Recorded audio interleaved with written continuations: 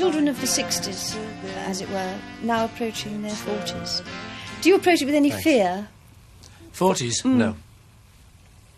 Maturity, I look at it as maturity. I'm going for the mature angle. Which is? Grey hair. You've got some, sagging actually. Everything. You've got some grey hair. I know, Sue. Did you have to tell them? I don't mind, actually. No, it's God streaked me. Hello? He's not here. He's being interviewed.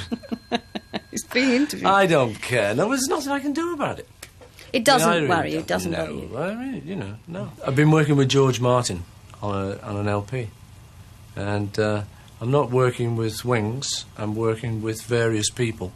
Really on the idea of sort of casting the particular piece of music rather than just using a group for everything. You mentioned that it's not Wings. I mean, does Wings exist anymore? Rather than not really, no. At the moment. I mean, Wings anyway had a few line-up changes and stuff.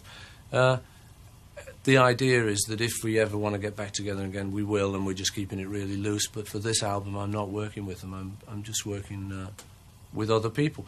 Really just because I fancied a change, and I thought it was getting a bit limiting just working with the same group of people all the time. You haven't brought out a record for a hell of a long time.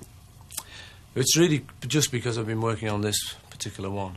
And I went into this project thinking, well, I'm not going to rush it out for Christmas like everyone does, because the record companies start ringing you about September. They say, well, we'd like it by October, So I just decided, George and I decided that we'd just work on it till it was finished, till we felt like it sounded good, and then we'd release it whatever time of year it was. It's a luxury to be able to do that.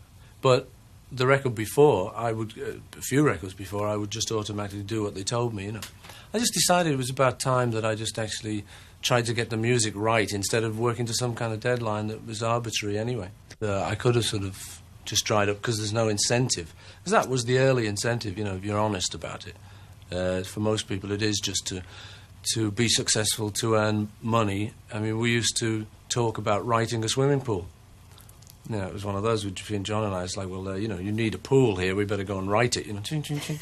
And we'd try and write hits, for things he needed or whatever.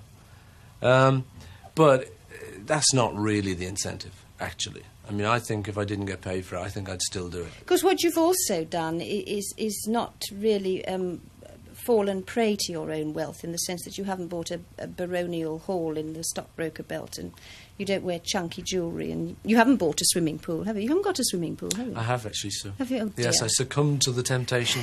Well, I got kids now, see, so that's different. I never did get one till I got children. But the story is, really, that you try to protect them from your wealth almost, yeah, well, don't I you? do, and I think it's a good idea, too, because I've seen so many kids who are spoiled. I mean, we don't have a nanny or anything, Linda does it, we don't have a cook. Some people think we're really mad because, I've got 4 kids and that is quite a big job for her, it's because it's that job plus her photography, plus she sings with me and stuff, so she's got quite a lot. In the end, I like my kids to kind of like me. Selfish, really, but I think it's real, it's how I grew up. Thank you and good night. You've also, of course, unlike many people who've achieved this fame and fortune that we're talking about, managed to maintain a very good personal life. I think so, yeah. I mean, I don't know about bliss, Sometimes it's domestic blitz as opposed to domestic blitz. But on balance, we do have a happy life, yeah. The greatest sadness, of course, was when John was murdered. That just must have made you think again about this fame business. Yeah, oh yeah, yeah, sure. Well, it did. But what's the good? Well, what can you do?